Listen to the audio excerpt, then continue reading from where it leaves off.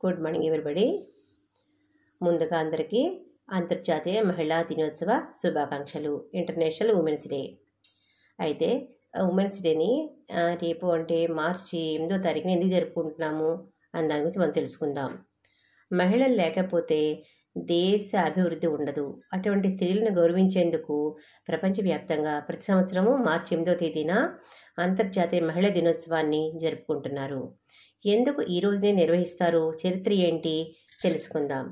సమాజంలో పురుషులతో సమానంగా మహిళలు కూడా దేశాభివృద్ధిలో సహాయపడుతున్నారు.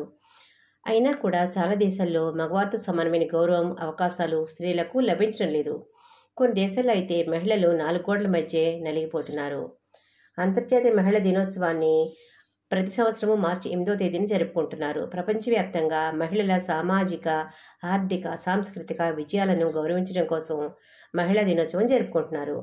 లింగ అసమానత, పునరుత్పత్తి హక్కులు, మహిళలపై హింస, మహిళలపై వేధింపులు, ప్రతిరోజు మహిళలు ఎదుర్కొంటున్న సమస్యలపై అవగాహన కల్పించడం దీని ప్రధాన లక్ష్యం.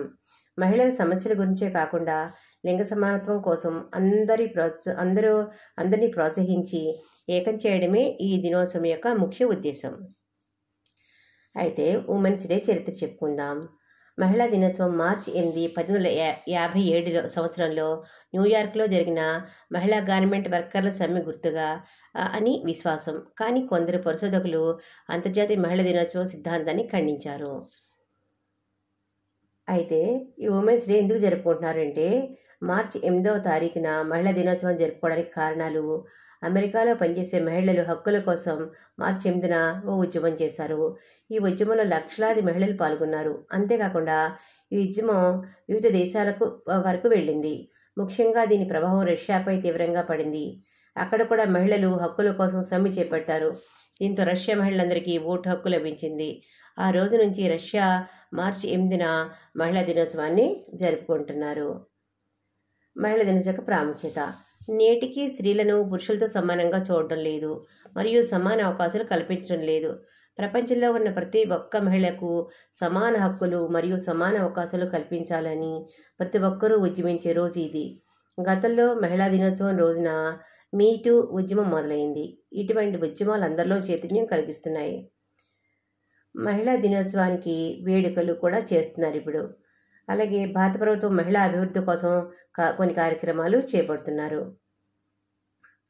మహిళా శక్తి కేంద్రం గ్రామీణ మహిళలకు నైపుణ్యాలను నేర్పించడం, ఉపాధి, డిజిటల్ విద్య, మార్కెటింగ్, ఆరోగ్యం లాంటి వాటిలో అవకాశాలు కల్పించేందుకు 2017లోనే ఈ కార్యక్రమాన్ని మొదలుపెట్టారు. అలాగే వర్కింగ్ ఉమెన్స్ కూడా సురక్షితమైన, సౌకర్యవంతమైన వసతి గృహాలు కల్పన పథకం కూడా ప్రవేశపెట్టారు.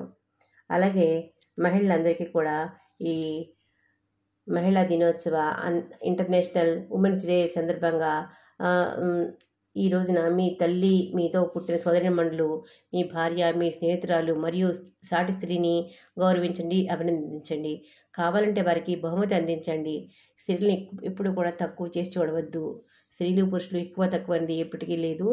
ఇద్దరూ సమానంగా ఉండి ఇద్దరూ సాధికారంగా చేసుకోవాలి. ఇద్దరూ కూడా సరిపడగా పని చేసుకుంటేనే డెవలప్మెంట్ అనేది ఉంటుంది.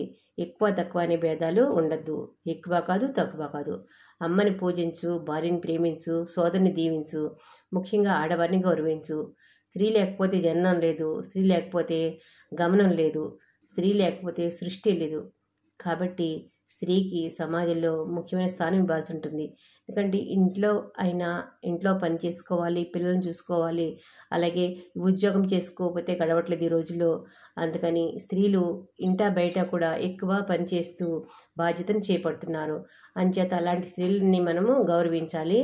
గౌరవించకపోయినా కించపరచకూడదు, తక్కువగా చూడకూడదు. స్త్రీలు పురుషులు ఒకటిగా ఉండి ఒక బండికి 2 చక్రాల్లాగా వెళ్ళి సమానంగా వెళ్తేనే ఆర్థిక అభివృద్ధి, సామాజిక అభివృద్ధి సాగుతుంది. అందరికీ హ్యాపీ ఉమెన్స్ డే.